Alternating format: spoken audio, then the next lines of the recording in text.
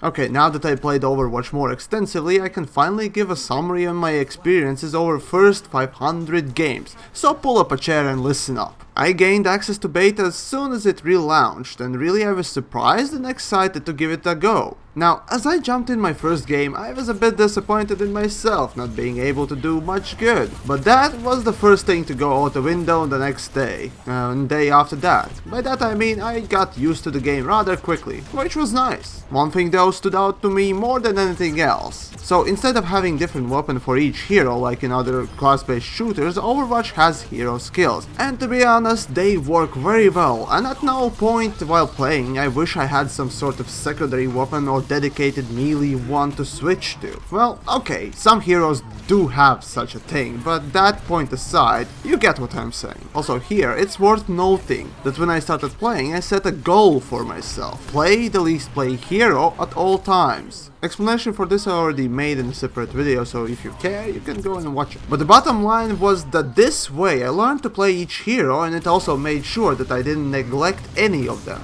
Next thing I noticed while playing was rather weird. Now, the only way I can express it is... am I the only Latvian in beta? See, I tried to look up these things and it sort of dawned on me that none of my friends got in while they registered at the same time, more or less, and sure, the selection is random, at least that's what devs tell us. But come on, we're a nation of 2 million and this is not too small. Sure, I might as well be wrong on this, but I still can't shake the feeling that I'm the only one and I got in due to the fact that I'm a content creator and somehow I got attention enough to be invited. No, well, maybe my paranoia is acting up again. Tomēr, ja esi ticis iekšā, tad pados ziņu. Anyways, moving on to the first thing I checked when I got in, the new skins and emotes. To be honest, this is a mixed bag of shit and gold. So let's start with the shit pool. I get it that there are good cases for color swap, but honestly, every time I see a color swap skin, I can't but to think of lazy design and pointless stuffing. Sure, White Reaper is cool and so on, but you should make these skins less ordinary. By this I mean don't have every hero have red, green, blue and so on color skins. Try to see which ones look the best and put them in. Rest, just toss out. Still, there's a lot to say about these skins, but I do appreciate the effort of making nice looking skins that aren't a simple reskin. For Mercy, Widow, Reinhardt, Hanzo, I love the alternate ones. While Reaper and Tracer, I just can't stand them. Sure, it's my take on skins, but this is why this is my feedback, right? Next we have a problem I constantly struggle with, the abysmally unpredictable ceiling and walkable surfaces. See, when I play Pharah, Diva or Junkrat, I jump around or fly around the place and sometimes I hit the annoying invisible walls, which gets me killed eventually. And this is a simple thing I'm asking, put a higher ceiling so it's easier to fly or jump around. Otherwise I can't do much of a trick jumping with Junkrat or fly around with Pharah, which automatically makes her feel sort of limited. As for walkable surfaces, again, in maps like Hollywood on a point at that high sniper spot, there's a nice little roof lining that you would think anyone could walk on, yet game's physics says, nope fucker, I freeze your legs, now slide down. So I'd say either make that surface walkable or put some sort of obstacle so players know automatically not to go there. Oh, and that sliding thing actually makes me think of surf mode in Counter-Strike or TF2, so you know, there's a game mode for you. Speaking of game modes, as they are, current game modes are all pre-polished and nice to have. My only problem even now is that matches end too soon. As I come from TF2 and Tribes backgrounds, I tend to expect matches to last more than 10 minutes max. But in Overwatch, this is the case. I must stress this so little dipshits understand and stop writing dumb comments. I don't want current maps or matches to get extension, but I rather would love to see longer payload maps or attack defense maps and so on, just so I can enjoy the game for 30 minutes straight without map changes or team switching. While I understand devs intended this game to be this long and probably have tried extended games, I know as a player and a fan, there are people like me who would agree with my message, so why not give it a shot?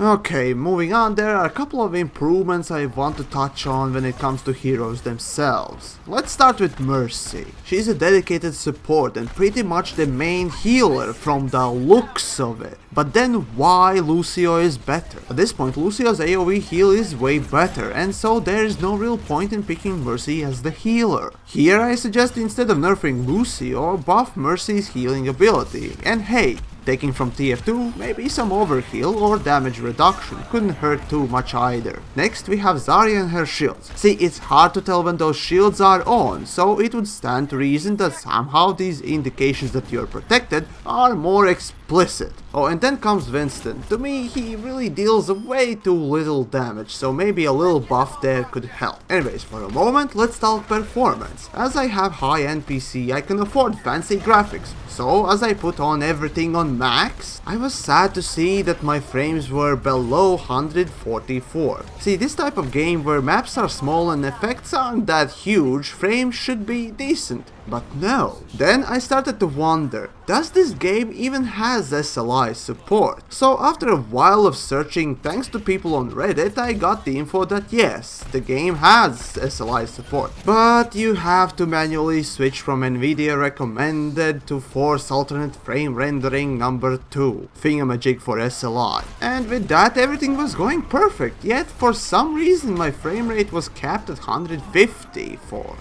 No matter, I barely ever dropped below 120 FPS anyways. Which tells me that game is made very well. Also, I was surprised to see that maximum graphics settings really didn't differ that much from the minimum graphics settings. Not sure though how to judge this. Is it a case of minimum and maximum changing very little, or simply the game is made so good that you can't notice the difference? That aside, how is gameplay? This is probably the most often asked question out there. Well, besides, could you give me beta key Blizzard, please? Which is asked by oversalted piles of garbage. Now, I guess I have to compare it again with TF2, and in this case Overwatch is action-packed at all times. And taking a step back, I feel that I could get burnt out too quickly by too much action. So this really is the #1 fear I have for the game. Certainly there's no dull moment, which is fantastic, and this is also why I would like to have longer games. Gameplay in itself surely is pleasant, and coupled with nice style and sprinkle of story does make me wonder how high will Overwatch jump. And for this I really would like to be a part of, for sure. Though one thing must be noted alongside gameplay,